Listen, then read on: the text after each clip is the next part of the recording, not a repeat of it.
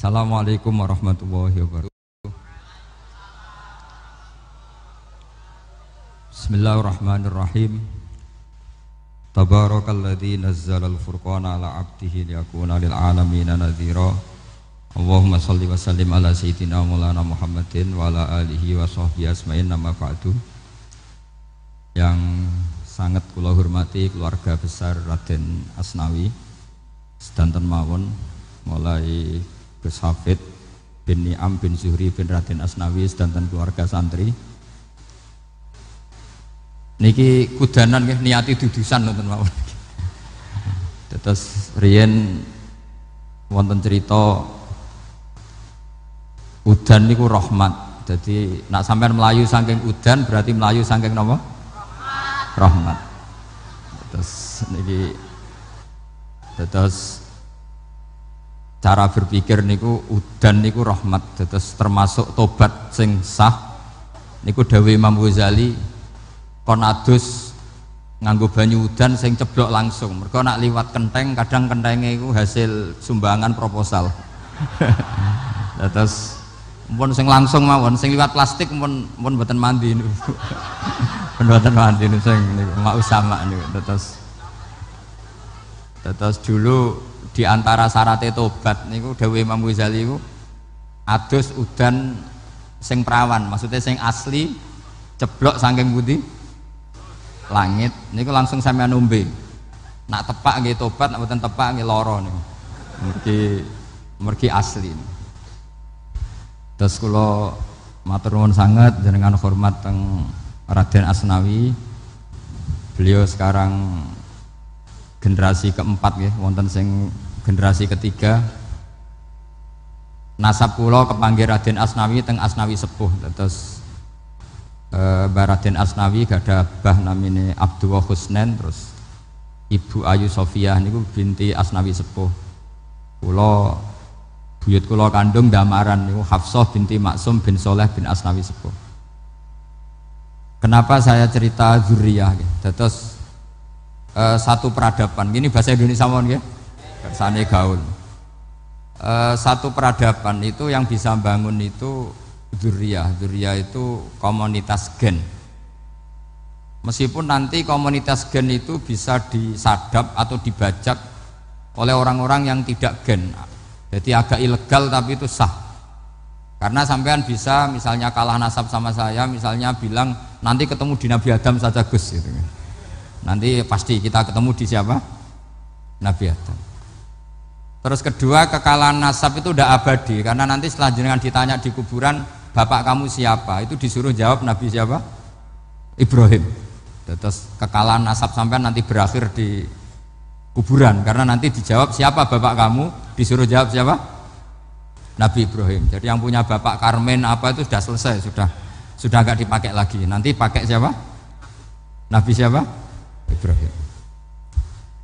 Nah, kenapa saya cerita bahwa nasab gen itu akan disatukan oleh satu visi ilmiah yang objektif. Gini ku dawuh Nabi Yusuf, wattaba'tu millata abai Ibrahim wa Ishaq wa Yaqub. Terus dawuh Nabi Yusuf, maka nalana an nusyrika billahi min syai'. Jadi saya ngikuti leluhur saya. Ini dengerin ya, saya ngikuti leluhur saya, yaitu Nabi Yakub bin Ishak bin Ibrahim. Leluhur saya itu siapa? Maka nalana an nusyrika billahi min syai', yaitu keluarga besar yang tidak pernah melakukan kemusyrikan. Ya, keluarga besar kami punya tradisi tidak pernah melakukan kemusyrikan, dan bahkan itu dibahasakan tidak mungkin kita ini melakukan kemusyrikan. Maka nalana itu kira-kira kalau bahasa Indonesia itu kita ini tidak mungkin melakukan kemusyrikan. Nah, kenapa demikian? Itu berangkat dari logika yang permanen, disebut yusabbitu Allahu alladzina amanu bil qouli tsabiti fil hayatid dunya wa fil akhir. Logika permanen itu begini, misalnya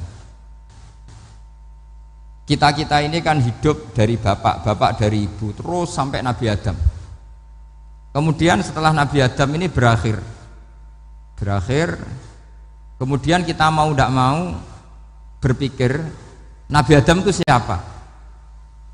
Terus diterangkan ternyata Nabi Adam itu satu makhluk hidup yang mulanya dari tanah, lewat wahyu Allah, lewat titah Allah kun, kemudian jadi manusia yang bernama Adam.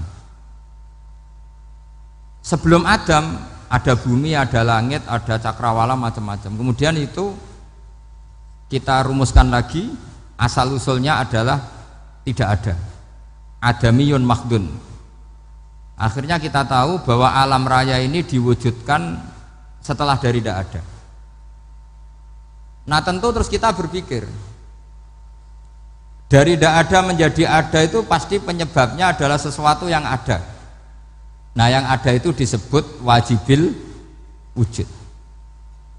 Karena wajibil wujud ini wujud sendiri, nggak ada saingannya. Karena Allahu wala syai'amahu, Allah ada dan tidak ada pesaingnya. Maka kita ini berpikir nggak mungkin ada kekuatan manapun yang menyamai Allah, sehingga nggak ada Yesus mungkin menyamai Allah, nggak ada Fir'aun, nggak ada Lata, nggak ada Uzza. Makanya disebut maka nalana an nusyrika billahi min syai'. Kita ini tidak mungkin melakukan kemusyrikan. Sama ndak usah tanya saya, Gus, tapi orang menjadi musyrik itu kan mungkin. Jawabannya itu tetap nggak mungkin. Kemusyrikan itu satu teori yang nggak mungkin.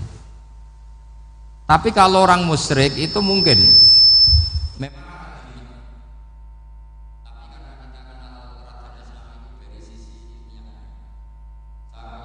kitab beliau, mungkin saya termasuk pernah cucu yang membawa kitab beliau banyak ke Korea. Saya itu beli pesolatan tuh bukan 1 2 sampai 2 kerdus 3 kerdus. Itu mulai dulu, mulai saya ngiai sampai sekarang tak bawa ke Sragen, ke Solo Tigo, termasuk tak bawa ke Korea. Jadi mungkin ya ini GR saya ngaji di sini itu barokahnya jualan pesolatan. Tapi bukan jualan yang cari laba enggak, karena tak gratiskan, tapi itu dagang akhirat lah kira-kira gitu. Jadi kalau saya masuk neraka kita era pantas, bakul pesolatan kok masuk neraka gitu, kayak itu nggak pantas itu. Karena saya termasuk orang ya yang cara berpikir itu optimis. Dulu di sini ada orang alim alama namanya Raden Asnawi. Terus kemudian sejarah agak berpolemik, ada yang mengatakan beliau itu muridnya Syekh Nawawi, ada yang mengatakan tidak. Apapun itu yang saya yakini adalah beliau ya saling istifadah lah, saling bermanfaat bagi Syekh Nawawi Banten.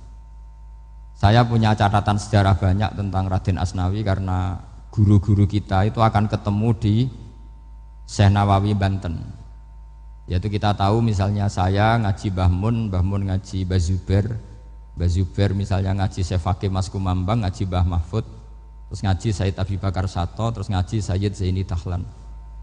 Kalau keluarga sini mungkin misalnya Gus Hafid, Mbah Niam, Mbah Zuhri, terus Raden Asnawi. Raden Asnawi kita tahu nikah dari istri mudanya Syekh Nawawi, yaitu Nyai Hamdana. Saya sering diceritani Mbah Mun, terus Nyai Hamdana punya anak yang namanya Zuhriyah dari Syekh Nawawi.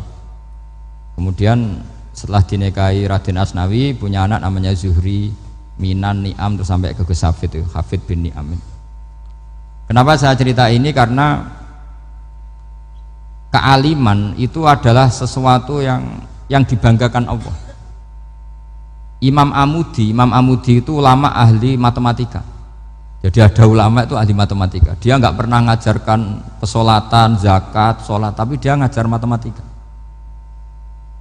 Kemudian dari matematika itu beliau menjadi ahli tauhid. Sehingga nanti Munkar Nakir itu nggak akan tanya dia marabbuka wa manabuka, karena dia punya rencana. Yang ngajar tauhid itu saya, kata. Jadi kalau dia akan marabbuka, pangeran kamu itu siapa? Malaikat malah dilawan. Kamu pernah ngajar tauhid? Saya ini guru tauhid. Singkat cerita, saking keramatnya Imam Amudi, kata Allah, ya Amudi, presentasikan ilmu tauhid yang lewat jalur matematika ke semua malaikat saya. Semua malaikat saya tahu cara berpikir matematis. Karena malaikat itu imannya itu iman mauhibah, karena dia malaikat ya iman karena tahu neraka, tahu surga, terus dia iman. Kalau kita ndak, kita iman tuh pakai logika, jadi lebih keren. Loh betul.